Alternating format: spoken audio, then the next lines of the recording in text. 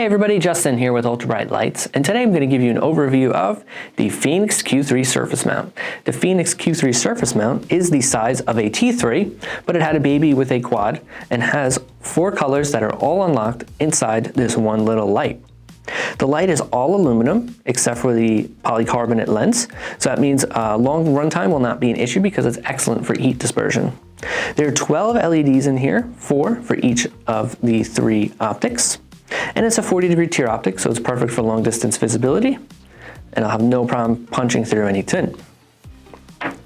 This wiring harness here has 3 modes on it, as well as a sync and a color changer. Each of the 3 modes can be set to a different color or color combination, including single, dual, tri, or quad, and it can have its own flash pattern.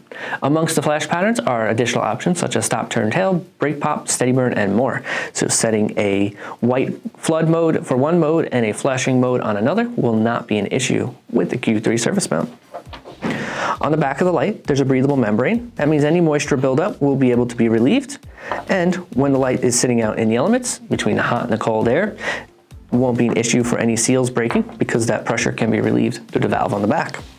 Also included with the light is a rubber protector for protecting your mounting surface.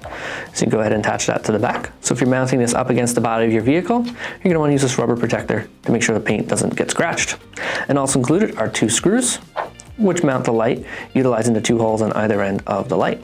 This simple one-piece design is easy, it's compact, and it can be mounted nearly anywhere, including directly to the body, grill lights, and more. The options are virtually limitless.